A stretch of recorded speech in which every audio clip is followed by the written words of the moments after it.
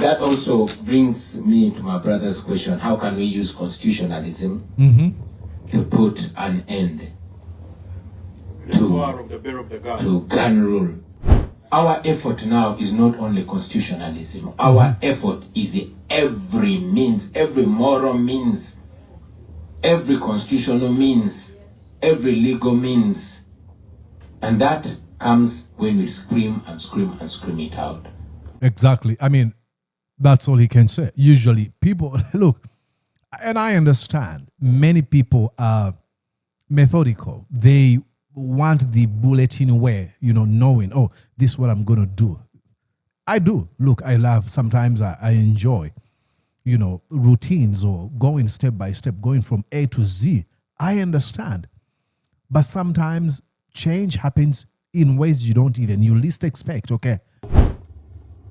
I'm not shy to say my religion is truth. My religion is love. My religion is uncompromising truth. My religion is truth, love, peace, uncompromising truth. Absolutely. You're watching Mordecai Marissa Live Political Commentary. Please consider subscribing to help grow Uganda's Voices of Struggle ecosystem. Thank you. I cannot appreciate you enough for using your valuable time to always go on social media, break down things for people.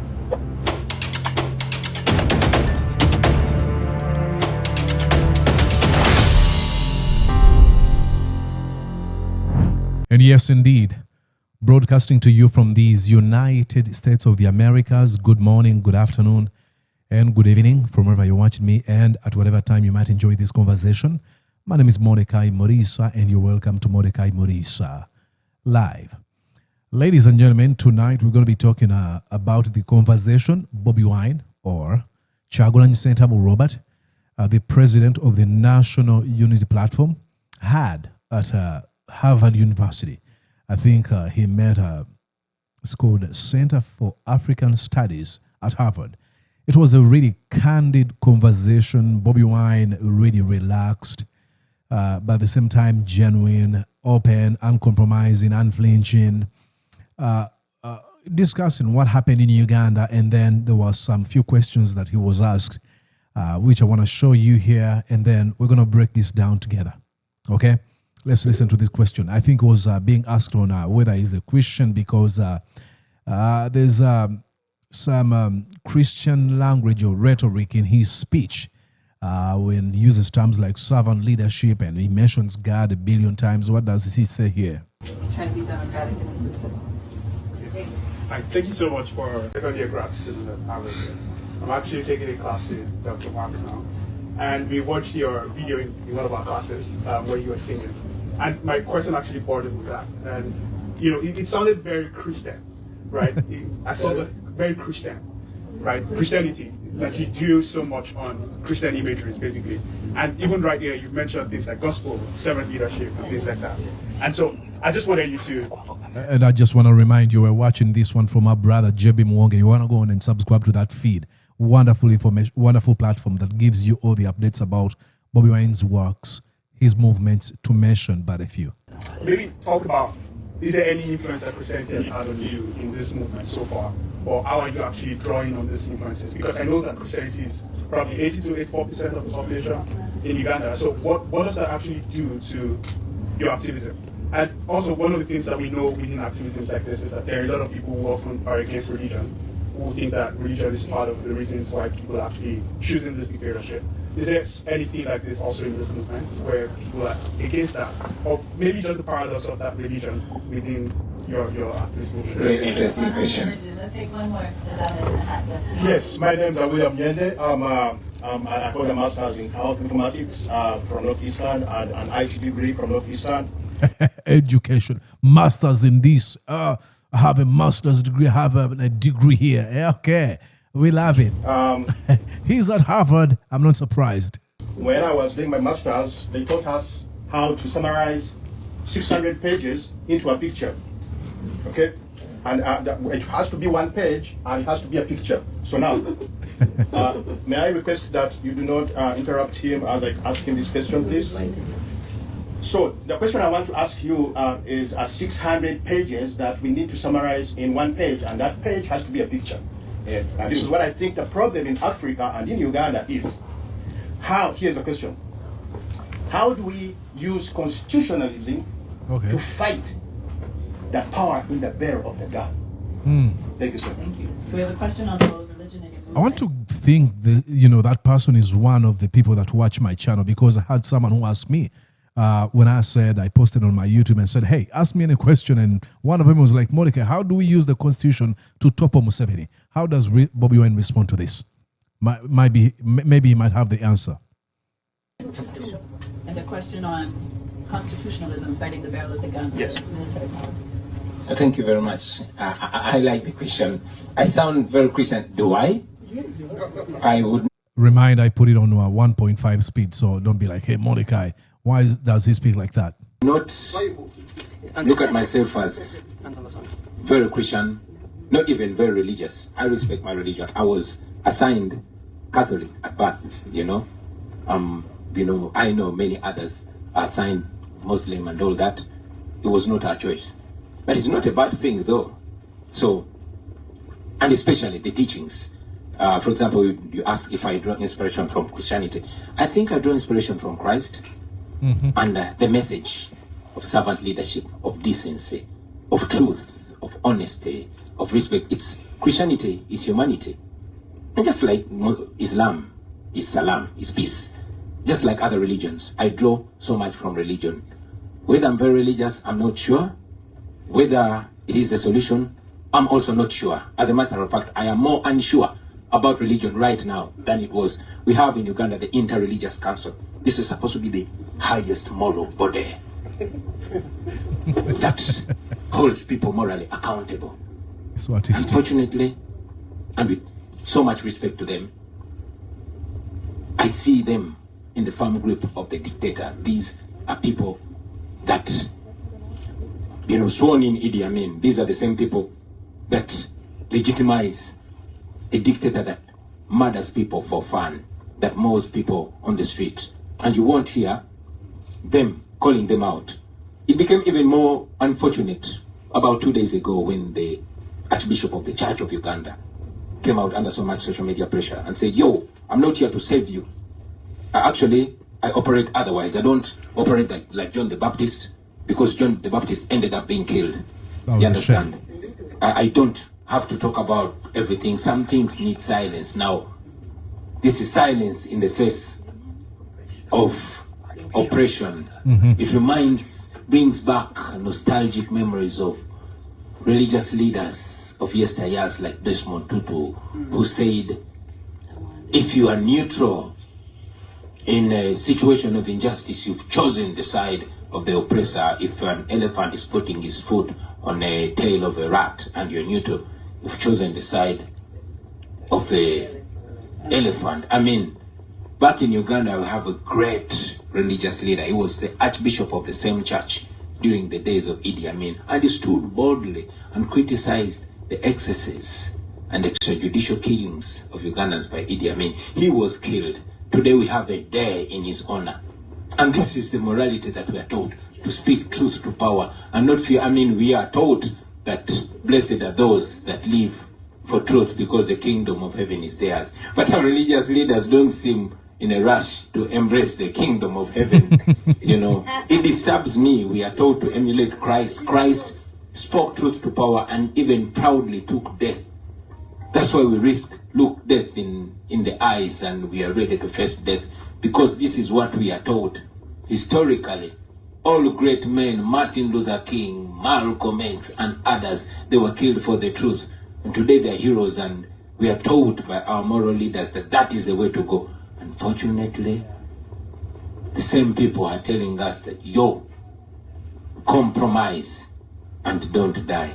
So that has, in a great, great way, affected not just mine, but the belief in religion. As I conclude your question, when you're asking, it brought back, I'm sure many of you have read Dr. Martin Luther King's letter from Birmingham jail, that noted that the young people then were slowly losing interest in the church because the church seemed not to be as moral as it had to be. So for now, I'm not shy to say my religion is truth. My religion is love. My religion is uncompromising truth. My religion is truth, love, peace, uncompromising truth. Absolutely. Isn't it ironic? And I mean, Kazimba Mugalu, the Archbishop of the Church of Uganda, will live to regret those words he said. When he looked in the camera, he knew he was being recorded and told the Ugandan people that in the face of oppression, in the face of brutality, in the face of the gross violation of human rights, of your rights, what you've got to do is keep quiet. Okay, everything probably might have been okay had he not ridiculed the legacies of John the Baptist and Janan Luwum, because said, hey, remember John the Baptist? He didn't leave any legacy. Remember when he spoke against the evil? He was killed. And then Janan Luwum. What are you even talking about? You preach the gospel of a man who died at 33. So, who was killed at 33. So what do you mean when you say so-and-so was killed? I mean, was he trying to imply that he's in any way better than John the Baptist? What? But I digress. Let's go to the answering for the second question. And equal rights for every human being. Equal rights. That also brings me to my brother's question. How can we use constitutionalism to put an end to gun rule? Don't look at constitutionalism alone. We use constitutionalism. I'm in exile right now. We went to the polls, we voted. We won the dictator. And he said, okay, you have won, but screw you. Announce me winner. And it went on like that. So, my being here is not just to make a case to foreigners, but to also tap into their abilities, well knowing that it is not only the forces back home, but the forces internationally that are even more effective and more important. I remember when there was a raging fight against the apartheid regime in South Africa. Africans and friends of Africa were on the streets of America and Europe protesting against apartheid. Why? Because the force that held apartheid intact was coming from here. And the force that disintegrated apartheid came from here. Absolutely. We know, just like the force that held Idi Amin in power came from America and the West, the force that kicked him the hell out came from here. Yoweri Museveni has been receiving up to $1 billion annually from the United States, leave alone the other Western countries in security cooperation and all that. But when we come to these countries and tell them, yo, we are not asking you to come save us, but stop sponsoring our death. Stop protecting the dictatorships. It's so funny. I've got to make a comment about that, because usually Museveni acolytes look at Bobi Wine's works in Europe or anywhere across the world outside of Uganda, and they'd be like, oh, he's going to those countries to tell them and to come and fight Museveni. Absolutely not. All we're saying, these economies, if Uganda's thing can be defined as an economy, if it is not withheld by these funders, the international funders, these foreign countries, Museveni will be out of power, because the only thing that has kept him in power is the continuation of his plundering of a poor country, Uganda. The reason why he's in power, because folks like Sam Kutesa and other stooges of the criminal regime are pretty much holding our economy at ransom. They're stealing everything. Almost every money we get from International Monetary Fund or World Bank or global partners like these individual countries in Europe or the USA or even China, it is stolen for the most part. And don't take my word for it. I mean, it came from the Inspector General of Government. In Museveni's government, Betty Olivunamisango Kamia, Tuliomwe, who said, you know what? The national coffers are emptied by a few group, and these are Museveni family and relatives, family, friends and relatives, who are stealing from the economy, who are stealing from national coffers. That was coming from the Museveni government. So, will American other allies of Uganda cut that, friendship, or hold them to account, put some conditions? Not only to the administration, but to the intellectuals like yourselves who have voices that are respected, and to the American citizens, because it is your taxpayers' money that is being used to oppress us, whether you know or you don't know. But now, nobody can claim not to know because they are aware. When a documentary about apartheid was shown in America, it created so much awareness. And in a short while, the American government disassociated with the apartheid government. That is what we want to do, because we know it's possible. We know if America said we are not going to be associated with mass killings of people, that will end.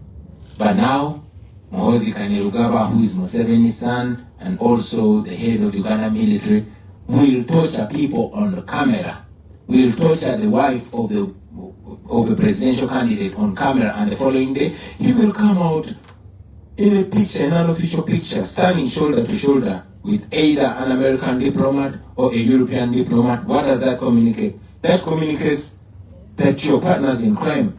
Exactly. And look, historians are going to look back at this age and they will laugh at us. They will look at us as complete dunderheads. Because, look, you and I all agree that Hitler was a bad man. No doubt. Today, we don't have people who are proud, Germany or anywhere across the world, saying, hey, see my dad here. He was posing with Adolf Hitler. Look here. He was standing with Goebbels. No. Because you know why? Because of the atrocities he committed. Then what does it say to the EU Parliament or the European Union, ambassadors in Uganda, the American embassy in Uganda, posing with Muhoozi Kainerugaba, a man who orders the abduction, the torturing and killing of innocent people? Okay? And then you end up posing with him in a picture. What are you trying to say? Hey, see me how I am standing with a modern day Hitler, Muhoozi Kainerugaba? What are they doing? History is going to look at what we are going through and they will laugh. They will be like, what are dark ages? Were these people blind? No, we were not. And I hope while they're having those conversations, they were able to watch this video and know that there were people like Kyagulanyi Ssentamu Robert who were saying, hey, this is abnormal. This is wrong. You cannot proudly pose in a picture with a man who says, I've killed 22 of Bobi Wine supporters. I want the 23rd to be Bobi Wine. And you take a picture with him? Why would you want to do that? I want you to look at this time in the future. Now I'm speaking to the folks in the future. I might not be here by the time you watch this video. To know that we tried flapping gums, if you may, to say this is wrong. We were screaming. But at that time, there was a group of people manipulated, indoctrinated too bad enough to the extent that their proximity to power and accumulation of wealth was more important than basic human rights. It will be sad, but that's the fact. Jeez.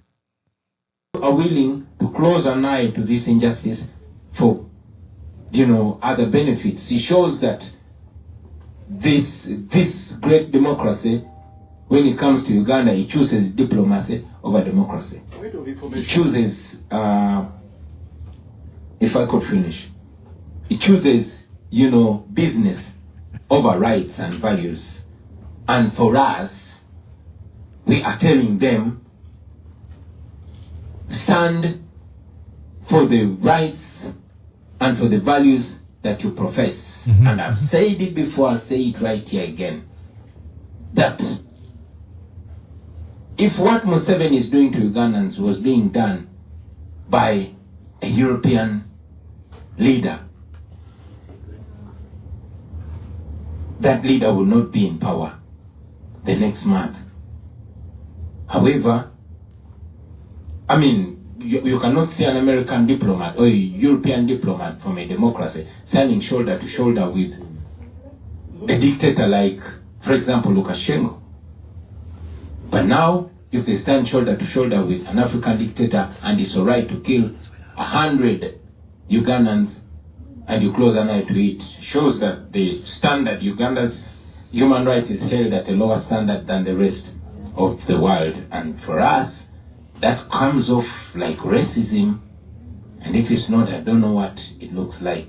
So our effort now is not only constitutionalism. Our effort is every means, every moral means, every constitutional means, every legal means.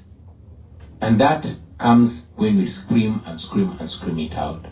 Exactly. I mean, that's all he can say. Usually people, look, and I understand many people are methodical. They want the bulletin way, knowing, oh, this is what I'm going to do. I do. Look, I love, sometimes I enjoy, routines or going step by step, going from A to Z. I understand. But sometimes change happens in ways you least expect, okay?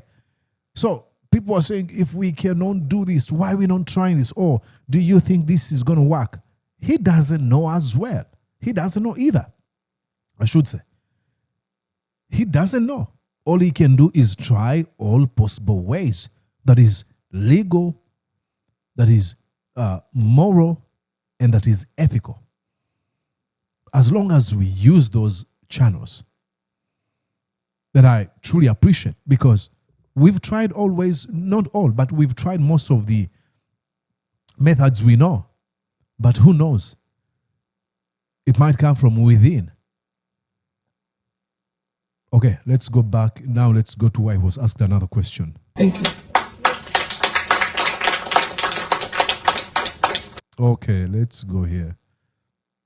Is supporting a real bombing to innocent South Sudanese. Okay, there's this poor girl. I felt very sad for her. I'm not going to play because she goes into this really long sort of explaining.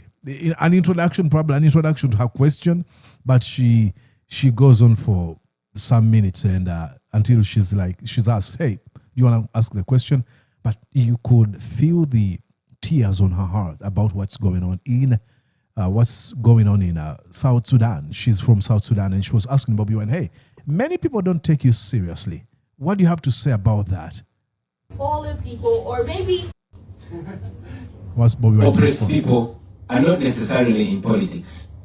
And the oppressed people are not necessarily in politics, all of them. And also the oppressor, they are not all necessarily in the ruling government. There are even those that pose as the opposition. And indeed, Museveni has good opposition and bad opposition. The good opposition are those that are willing to be complacent and do the clean and nice politics.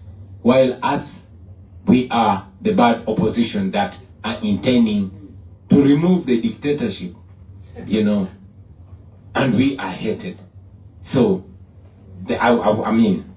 I cannot choose for everybody how they see us. We would love to be determined by our agenda, the outcome of our campaign, and the character that we show. What could I have done differently? You see what I could have done differently? I don't like it, I don't believe it, so I didn't do it. And that was picking up guns. We're young people. I'm a bad boy. I'm from the ghetto. And indeed, many have come to us saying, Bobi, you are young, we are many, we are desperate, we have nothing to lose but everything to gain. Let's pick up guns and beat up these sons of bitches. I said no, because violence only begets violence. Historically, I've not seen anywhere where violence takes over and you get a smooth democracy. Our desire is to disempower the guns and empower the people. So we would be another group that comes in forcefully and filled with entitlement. I mean, there's been places where violence has been used and gave birth to democracy, but only that happens when these leaders who have now assumed power really care about the causes upon which they launched wars, or they love their people, they love their countries. I mean, the Americans had to kick out the British, and it took folks like, selfless folks like George Washington, who, upon victory against these folks from Europe, he ends up, I think was tipped that they wanted him to be president, and according to history books, he didn't even think that he was deserving to be president. Now, that alone tells you who a leader is. Despite of his record of how he had led the country to victory, he said, I don't think. And when he became president, he's only rolling or leading for one term, and then hands over power peacefully, and then becomes the greatest man in politics ever. Okay? Until we have people who can really, really, really love the country. But violence begets violence. That's what we've known. Okay? All right, let's go back here. But if through this, our struggle, we disempower violence, then we have empowered the people. We want to change. I mean, we come from a country that has never seen a peaceful transfer of power from one ruler to another. Since independence, 1962, that is 63 years ago. We want to change that in this, our generation. In this, our generation. And we can change that, ladies and gentlemen. Look, I'm so much, I think let's get to how he summarizes this point. This is why we chose to take the long, painful, but moral path of non-violence. Yeah, it is long and extremely painful, because many people have approached him. They say, we can actually go, we can get guns. But was it Albert Einstein who said, a mad person is one who does the same thing over and over again, expecting different results? He's just mentioned Uganda has never seen peaceful transfer of power. How is he convinced that when we do what Idi Amin did, what Museveni did, what Obote did, things will be different? Absolutely not. They won't be. At least history in Uganda has shown us. That's why the folks who drafted the 1995 Constitution wrote that in the preamble, recalling our history that was, paraphrasing here, that was characterized, with violence and stuff like that. We write this Constitution, blah, blah, blah, blah. That's all we have known. Violence, killing each other. It's not working. How about we take this long route that is extremely painful, but knowing that the price is way sweeter. The results are so sweeter than other means of bringing about change. And I'm super, super, super glad that he uses his platform to do this, or to say this. All right, ladies and gentlemen, I think I wanted you to look at those 2 questions or 3 questions and let me know what you think. If you watch me from Harvard, let me know. I know now I have a few folks, Ugandan bullies are going to be like, Mordecai, please. Nobody watches you at Harvard. Your viewers are in Chukubamutwe or in Zambia Kevina or Sembule in Luwak. No offense to people of in Zambia Kevina, Chibuye, Lubaga, Sembule, everywhere. That's where I was raised. That's where I learned everything I know. So, but they're going to be sort of teasing me and bullying me into not telling them that I've got friends at Harvard University. If we have one, please, I immensely appreciate. Just write in the comment section. They won't. They'll be like, Mordecai, I'll watch you. But I don't want them to know that I watch Mordecai Maurice live. Please, calm down, okay? Write down in the comment section and be like, hey, Mordecai, watching you from Harvard. Now I know. Someone is going to be in Middle East or just here in the U.S. busy working is like Mordecai here from Harvard University of Saudi Arabia, EU. All right, ladies and gentlemen, let me go. I wish you a wonderful time. I've been having some strawberry juice. That's what I was drinking. See, I got strawberries here. So you might be wondering, what was Mordecai drinking? No, it wasn't liquor. It wasn't alcohol. It wasn't beer. It wasn't nothing. I made some strawberry juice, and I'm going to have some strawberry, and that should be good. So until we catch up again, bye-bye for now. Let me enjoy my strawberry.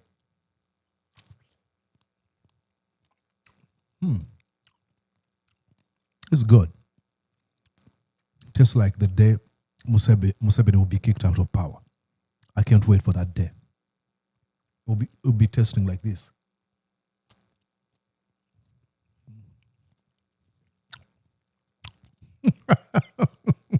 Did you enjoy what you just watched? I'm sure they did. I'm going to guess that you did. How about you consider subscribing to Mordecai Marissa Live YouTube channel? Thank you.